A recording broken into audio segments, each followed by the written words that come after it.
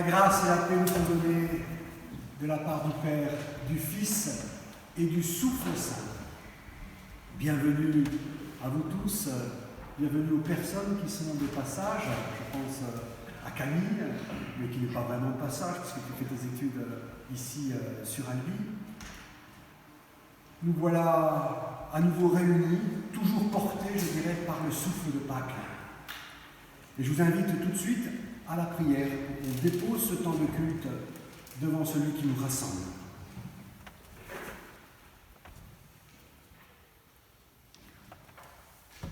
Père, nos vies sont en ces temps morcelées, fragmentées. Notre cœur, où s'accrochent tant d'émotions, est souvent désordonné. Loin de l'agitation, loin de la peur, ouvre-nous maintenant à ta présence. Et que par ton esprit, ce temps de culte nous fasse entendre le chant de la source, nous fasse vibrer à l'essentiel. Nous te le demandons aussi dans le nom de Jésus-Christ, celui qui vient à nous, et parfois de façon inattendue. Vivifie notre prière, notre louange, nos chants et notre méditation. Amen. Et nous nous levons pour chanter le premier spontané de la série de Pâques, le Sauveur est ressuscité.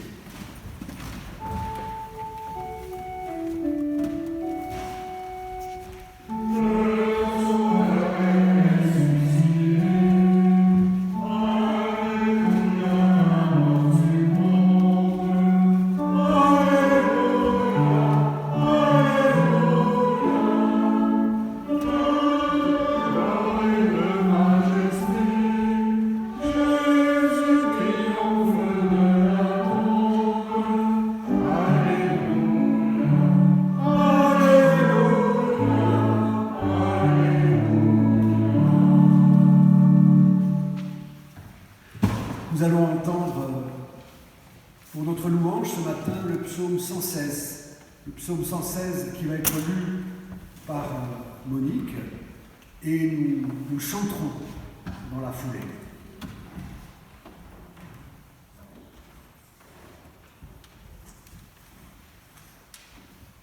J'aime le Seigneur, il entend ma voix, il entend le cri de ma prière. Il tend vers moi une oreille attentive. Toute ma vie, je me tournerai vers lui. Les liens de la mort m'étranglaient, j'éprouvais la tristesse et l'angoisse. J'ai invoqué le nom du Seigneur. Seigneur, je t'en prie, délivre-moi. Le Seigneur est bienveillant et juste. Notre Dieu est compatissant. Il a sauvé mon âme de la mort. Il a tiré mes pieds du faux pas. Je marcherai en présence du Seigneur. Je marcherai sur la terre des vivants. J'élèverai la coupe du salut. J'invoquerai le nom du Seigneur. Gloire soit au Père, gloire au Fils, gloire au Saint-Esprit.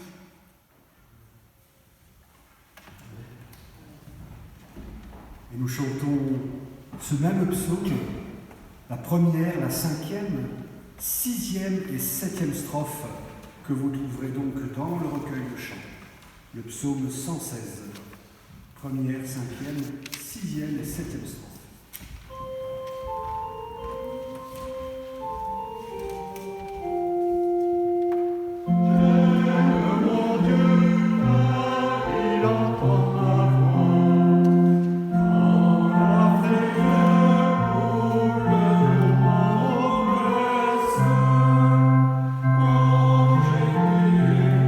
Oh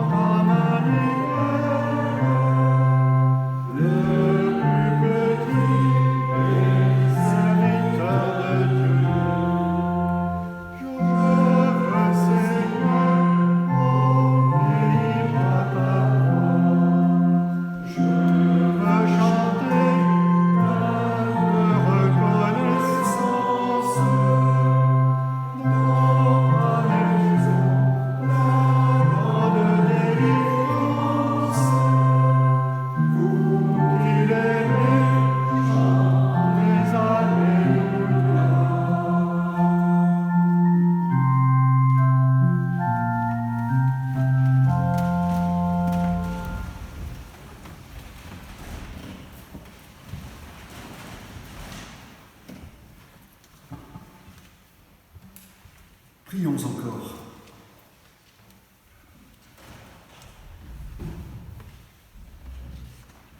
Le souffle en moi s'épuise. Mon cœur, au fond de moi, s'épouvante. Je me souviens des jours d'autrefois. Je me redis toutes tes actions.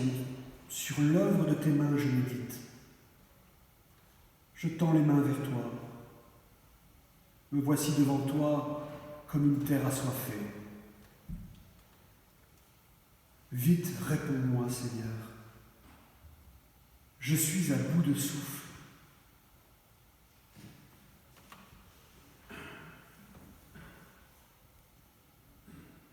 Père,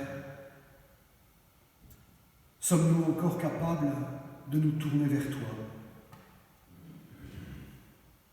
d'appeler dans la nuit, de chercher ton secours? Sommes-nous capables, comme le fait le psalmiste, de t'appeler sans relâche?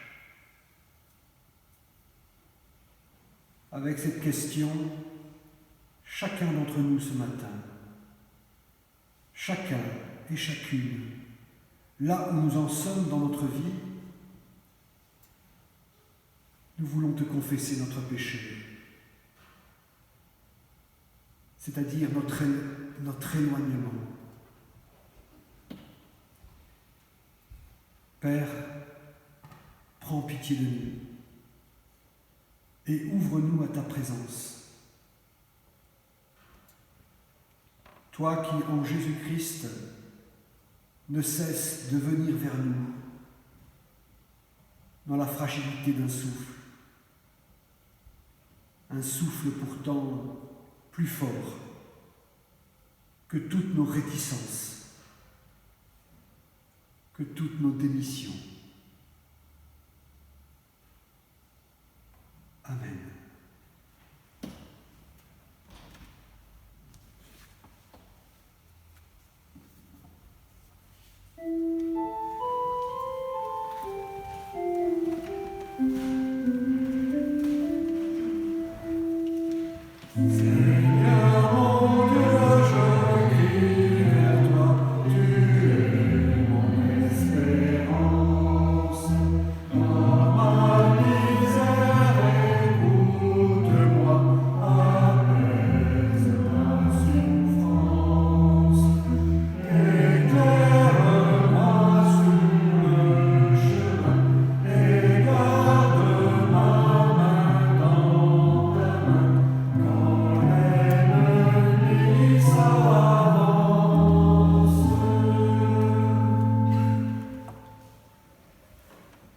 Dieu vivant, par la résurrection de ton Fils Jésus-Christ, tu nous fais naître à la vie nouvelle.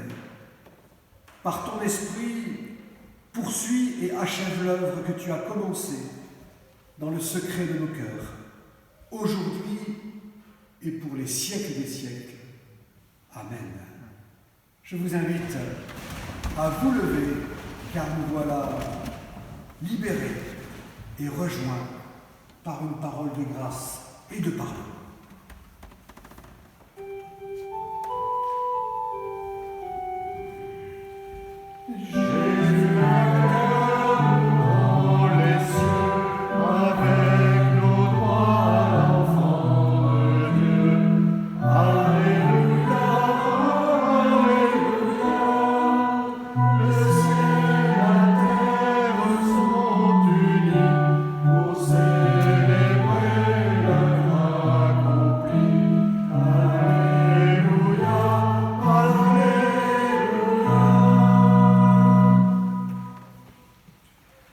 Relevés par la grâce, nous pouvons écouter comment Dieu veut être servi en lisant ce passage de la lettre aux Éphésiens. Mes frères et sœurs, fortifiez-vous dans le Seigneur et dans sa force toute puissante. Revêtez-vous de toutes les armes de Dieu afin de pouvoir tenir ferme contre les manœuvres du diable. En effet, ce n'est pas contre l'homme que nous avons à lutter, mais contre les puissances de contrôle, contre les autorités, contre les souverains de ce monde de ténèbres, contre les esprits du mal dans les lieux célestes. C'est pourquoi prenez toutes les armes de Dieu afin de pouvoir résister dans le jour mauvais et tenir ferme après avoir tout surmonté. Tenez donc ferme. Ayez autour de votre taille la vérité en guise de ceinture. Enfilez la cuirasse de la justice. Mettez comme chaussure à vos pieds le zèle pour annoncer l'évangile de la paix. Prenez en toutes circonstances le bouclier de la foi, avec lequel vous pourrez éteindre toutes les flèches enflammées du mal. Faites aussi bon accueil au casque du salut et à l'épée de l'esprit, c'est-à-dire la parole, souffle de Dieu. Amen.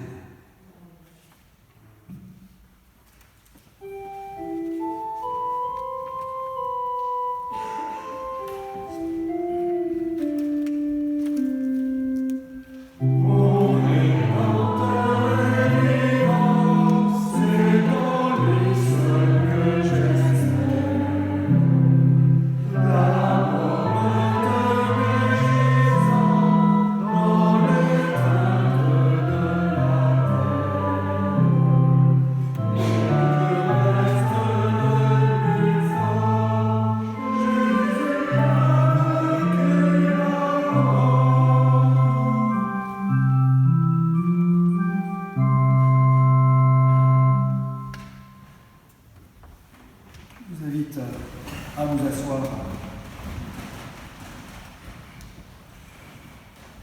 Et avant d'ouvrir la Bible,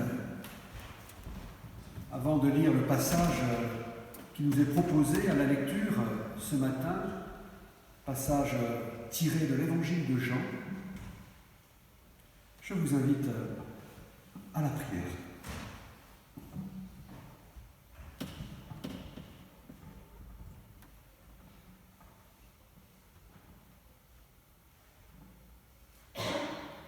Seigneur, nous venons de l'entendre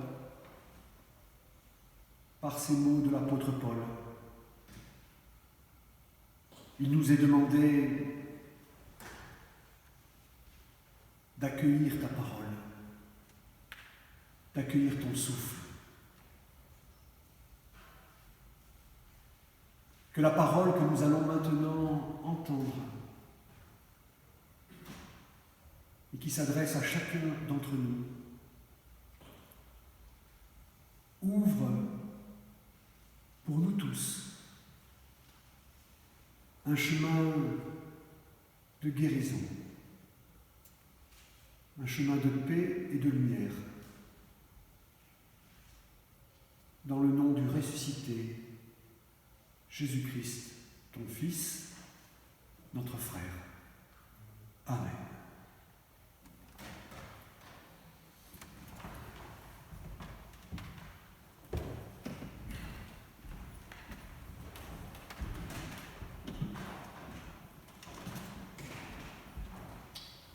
Donc, dans l'évangile de Jean, au chapitre 20. Le soir de ce jour, qui était le premier de la semaine, les portes du lieu où se trouvaient les disciples étant fermées, à cause de la crainte qu'ils avaient des autorités juives, Jésus vint, se présenta au milieu d'eux et leur dit « La paix soit avec vous ». Et quand il eut dit cela, il leur montra ses mains et son côté. Les disciples furent dans la joie en voyant le Seigneur. Jésus leur dit de nouveau, « La paix soit avec vous. Comme le Père m'a envoyé, moi aussi, je vous envoie. » Après ces paroles, il souffla sur eux et leur dit, « Recevez le Saint-Esprit.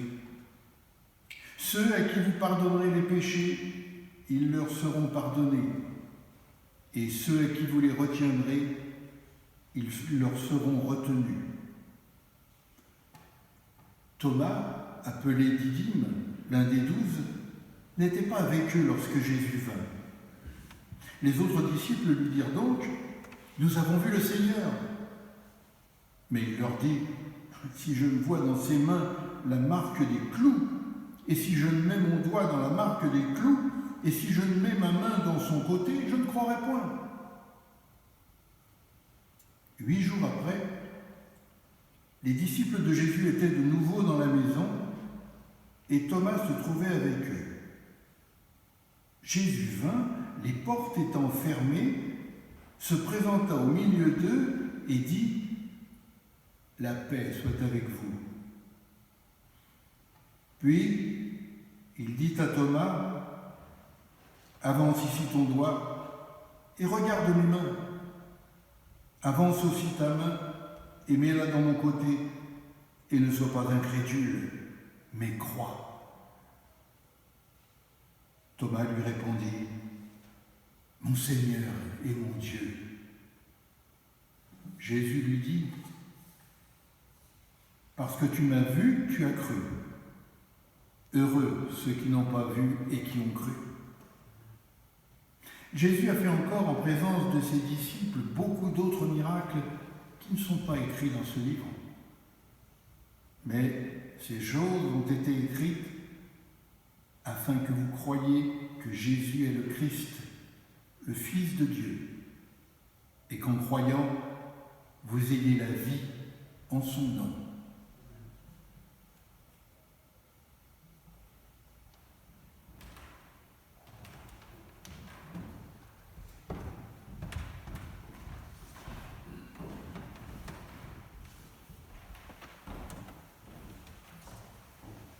Je vous invite à vous lever, nous allons chanter « Viens, Esprit de sainteté », le cantique 503, la première, la deuxième, la cinquième et sixième strophe, le cantique 503.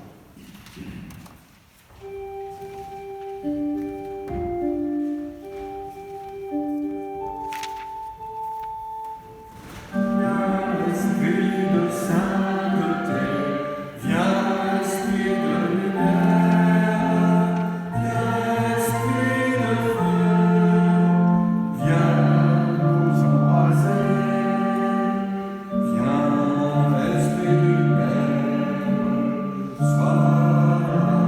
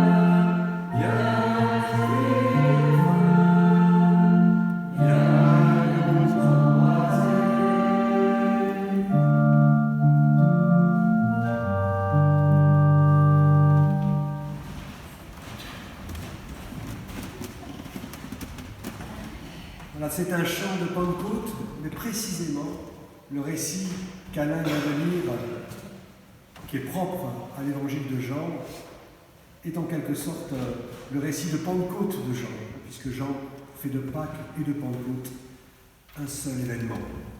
Alors ce récit, nous allons maintenant le travailler, le méditer ensemble. Une semaine après Pâques, les disciples, vous l'avez entendu, semblent toujours enfermés dans la peur, dans l'angoisse, avec pour seule préoccupation assurer leur sécurité. Car si l'on a tué leur maître, si l'on a tué Jésus, pourquoi ne tuerait-on pas aussi ses disciples? C'était le soir, écrit Jean. Et face aux menaces, face à l'hostilité de ceux qui ont tué Jésus, les disciples s'isolent et ferment les portes. Et Jean utilise un verbe, kléio, qui signifie en grec fermer une porte par une barre ou un verrou. Et c'est là, dans ce lieu d'enfermement, dans leur enfermement, dans leur peur de sortir et de se confronter au monde extérieur, confinés, si j'ose dire, dans un espace où toutes les portes ont donc été fermées, c'est là que Jésus-Christ fait irruption et leur dit « Paix à vous ». Cette parole du Christ dans l'évangile de Jean ne se trouve que dans ce récit. Une parole qui ne relève plus du souhait ou de la promesse, mais qui devient ici effective, agissante. Elle est le fruit offert, reconnu de la croix et de la résurrection. Elle est ici force motrice. Et comme pour souligner son importance, cette parole est réitérée dans le récit. À nouveau, écrit Jean, à nouveau il leur dit « Paix à vous, de par le Père qui m'a envoyé, moi aussi je vous envoie. » Et il souffla sur eux en disant « Recevez l'Esprit Saint ». Le ressuscité ne se fait pas connaître aux disciples pour les figer, pour les sidérer, mais à l'inverse de ce mot, il vient pour leur donner la paix, leur communiquer l'énergie du désir, la volonté d'ouvrir les portes, et à commencer par celle de leur intériorité. Le ressuscité souffle sur eux, et par le don de ce souffle, leur transmet l'énergie d'un combat à mener. Et entendons comme premier enseignement ce matin que le Christ fait de nous qui nous disons être ses disciples, fait de nous des vivants. Il nous donne son esprit pour que nous puissions vivre avec tout ce que cela sous-entend de persévérance, de combat quotidien, de résistance au repli et d'engagement. Loin de nous couper du monde, le Christ nous envoie dans le monde. Notre existence n'est donc plus placée sous le signe de la peur, mais sous celui de la paix, sous le signe de la défiance, mais sous celui de la confiance, sous le signe de la démission, mais sous celui de la responsabilité. Ceux à qui vous pardonnerez les péchés, ils leur seront pardonnés, et ceux à qui vous les retiendrez, ils leur seront retenus. Nous sommes donc envoyés de par le monde, portés par un souffle qui donne le pouvoir de pardonner, de rétablir, de réparer et de déceler le vivant au cœur même des situations de mort. Ajoutons, et cela a une grande importance pour moi, que l'apparition du ressuscité, Jean le dit, suscite la joie des disciples. Les disciples furent dans la joie en voyant le Seigneur. Passage de la peur à la joie, de la prostration à l'exaltation, à la jubilation. Mais voilà, l'un des 12 est absent, écrit Jean. Un seul ne partage pas cette Pâque, ce passage précisément de la peur à la joie. C'est Thomas. Thomas appelé Didyme. Thomas se tenait ailleurs. Les autres disciples lui dirent donc: nous avons vu le Seigneur. Mais il leur dit: si je ne vois dans ses mains la marque des clous, et si je me mets mon doigt dans la marque des clous, et si je mets ma main dans son côté, je ne croirai pas.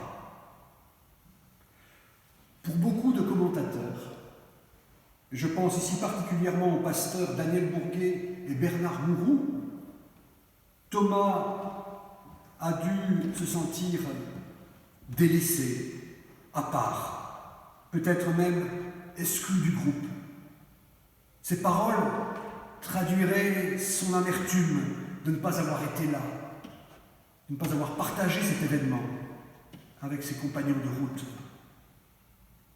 Or, Jean nous dit que 8 jours plus tard,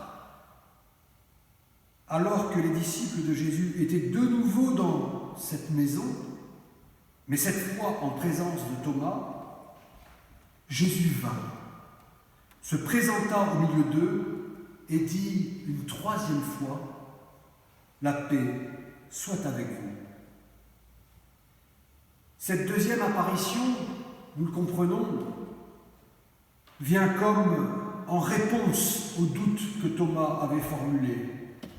Et le ressuscité s'adresse directement à lui en ces termes: avance ici ton doigt, regarde mes mains, avance aussi ta main et mets-la dans mon côté, et ne sois pas incrédule, mais deviens croyant.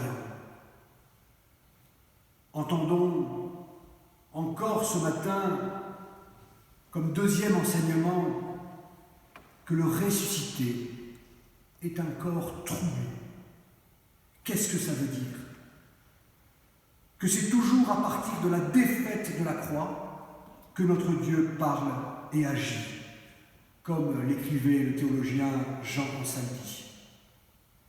Ainsi, le ressuscité ne pourra jamais servir nos désirs infantiles de toute puissance, nos fantasmes de plénitude, jamais du côté du plein, jamais disponible pour combler nos failles, mais toujours là pour nous relancer du côté de la vie.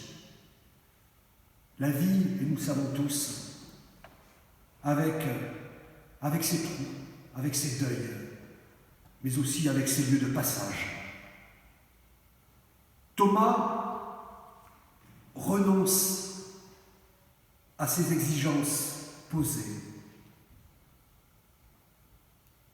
Si je ne vois dans ses mains la marque des clous, et si je ne mets mon doigt dans la marque des clous, et si je ne mets ma main dans son côté, je ne croirai pas.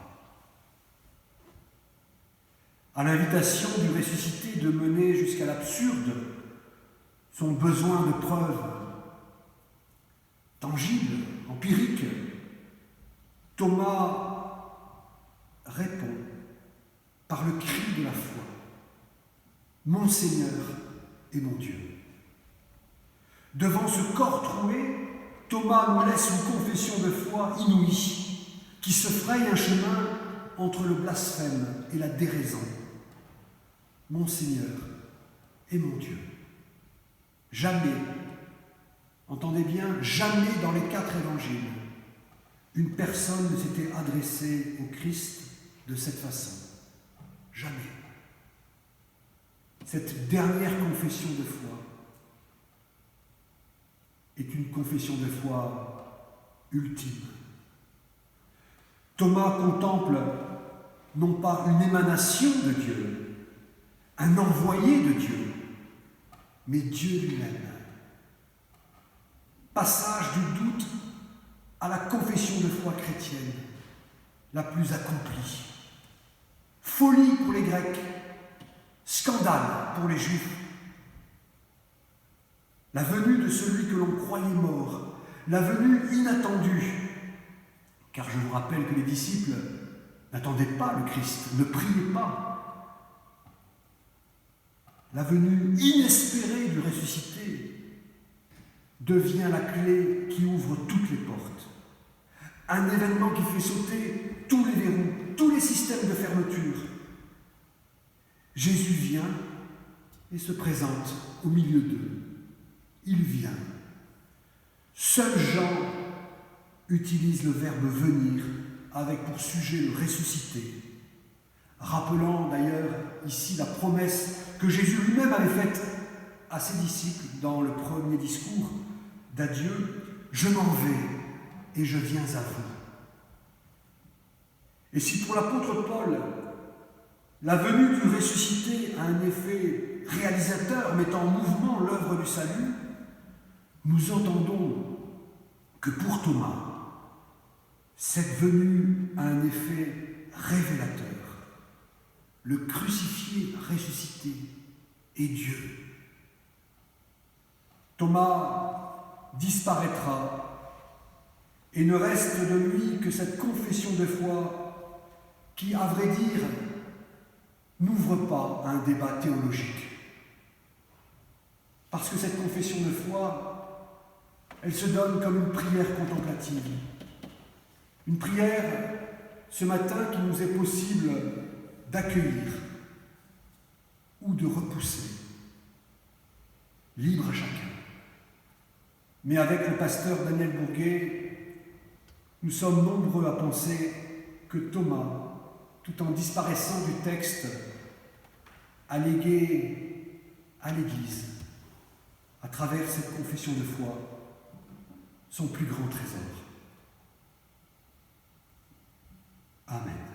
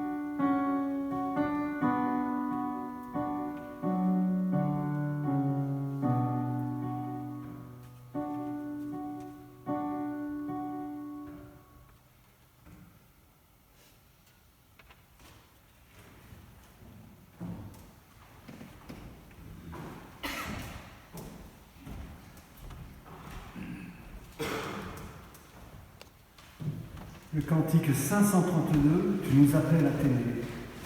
Première et quatrième strophe.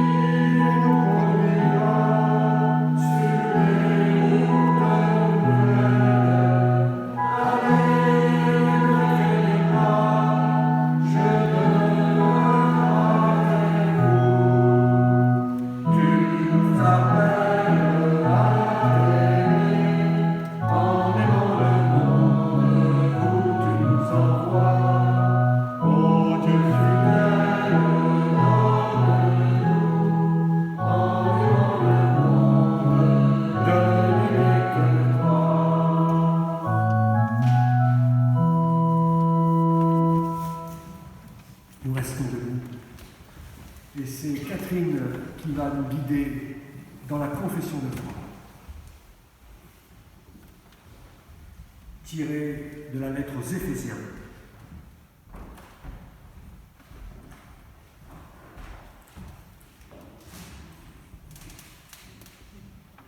Le Messie est notre paix. D'un monde fracturé, il a forgé l'unité. Il a abattu les murailles. Il a étranglé la haine afin de créer une humanité neuve. D'un seul tenant, il l'a réconcilié en Dieu. Il l'a rassemblé en un même corps par les bras de sa croix.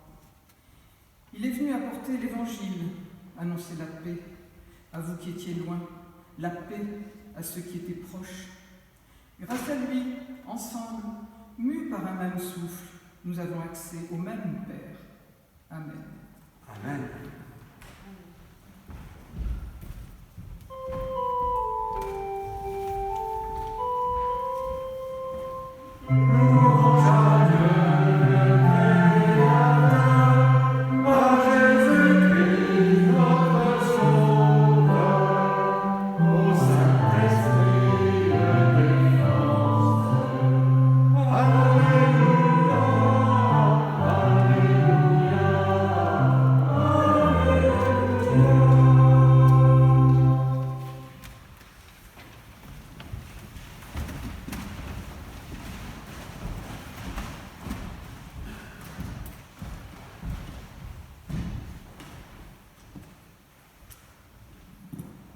Bonjour à tous et toutes.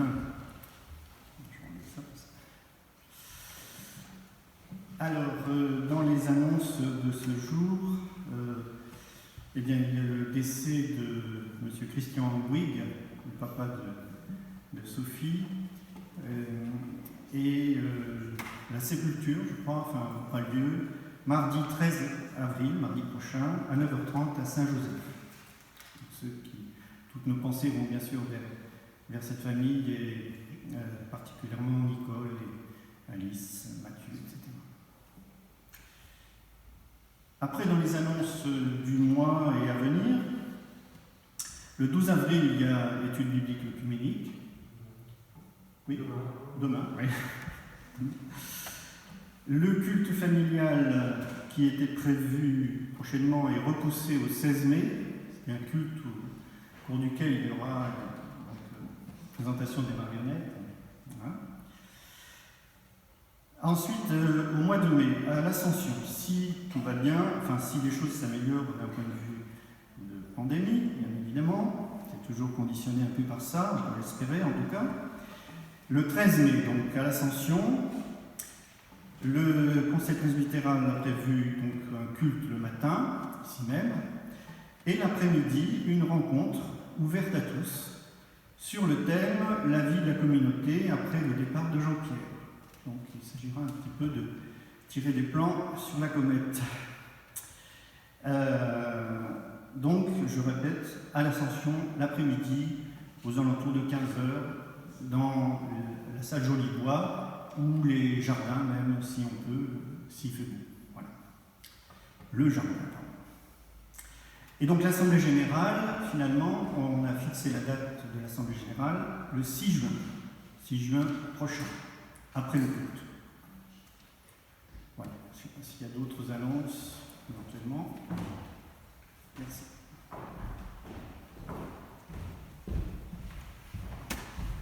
Alors, peut-être une réaction au sujet du thème donc, de cette journée qui est proposée, au jour de l'Ascension. Une réflexion sur la vie communautaire, je dirais, parce qu'il ne faut pas trop personnaliser, il me semble. Et donc, je crois que c'est réfléchir ensemble en Église pour justement penser l'Église. Moi, je croyais que c'était ça le thème. Oui. Il faut, après, de toute façon, oui, non, mais c'est étonnant pour moi d'entendre après le départ de Jean-Pierre, après le départ du pasteur, à la limite, mais bon, enfin, après le départ du pasteur, oui, à la fin d'un mandat pastoral. Et après, une autre chose que je voulais vous dire, c'est que demain, donc effectivement, il y a l'étude biblique qui est maintenue. On a hésité, mais finalement, comme on s'est dit, c'était une des dernières choses qui se passaient, qui se vivaient en Église, donc on l'a maintenue. Ici même, dans le temple, en respectant bien sûr la distanciation, C'est à 16h, c'est un horaire inhabituel, mais c'est justement pour nous permettre de rentrer avant et bien avant le couvre-feu. Mais ce que je voulais vous dire, c'est que demain aussi, en début d'après-midi, je vais rencontrer la famille d'usage. Souvenez-vous, ils avaient présenté leur premier enfant, et là ils vont présenter leur deuxième, un petit garçon qui s'appelle Émile, et l'idée, ça serait de vivre ce moment au culte de Pentecôte. Cela veut dire que nous aurions un baptême avec le baptême de Baptiste, et puis nous aurions aussi une présentation d'enfants au culte de Pentecôte, et ça on peut s'en réjouir. Baptiste, c'est le frère de Louis Ménadier, qui a été aussi baptisé à Pentecôte, mais ça c'était l'année dernière. Voilà, je crois que c'est tout. S'il y a d'autres personnes qui voudraient prendre la parole, n'hésitez pas. Et sinon, c'est le temps de l'offrande, et nous pouvons par notre don manifester que le Christ est vraiment le Seigneur de nos vies et de nos biens. Je vous invite à nous rassembler une nouvelle fois dans la prière.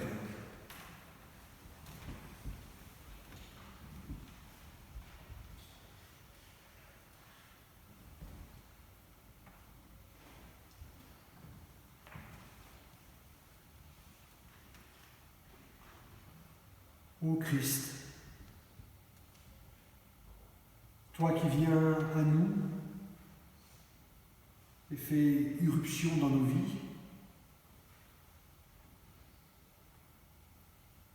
toi qui n'es pas objet mais sujet de notre foi, en nous tournant vers toi, nous nous tournons vers Dieu. Toi, le seul visage du Père que nous pouvons connaître.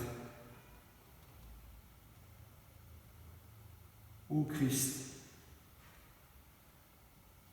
donne au monde ta paix. Que ton esprit nous accorde d'avancer sur les chemins où tu veux nous mener. Donne aux malades l'espérance qui illumine. Accorde à ceux qui les entourent, qui les soutiennent, force, patience et amour.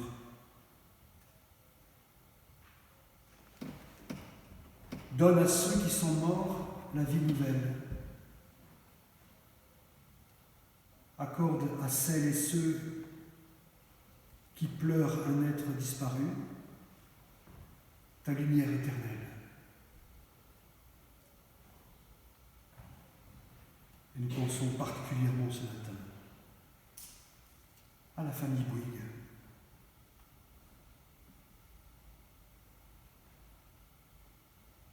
Ô Christ, plus grand que tous nos doutes, tu fortifies en nous la confiance. Grâce te soit rendue. Toi le vivant, avec qui nous disons, notre Père qui es aux cieux, que ton nom soit sanctifié, que ton règne vienne, que ta volonté soit faite sur la terre comme au ciel. Donne-nous aujourd'hui notre pain de ce jour. Pardonne-nous nos offenses, comme nous pardonnons aussi à ceux qui nous ont offensés. Et ne nous laisse pas entrer en tentation, mais délivre-nous du mal. Car c'est à toi qu'appartiennent le règne, la puissance et la gloire, au siècle des siècles. Amen. Je vous invite à vous lever pour recevoir la bénédiction. Recevoir la bénédiction dans le nom de Jésus-Christ.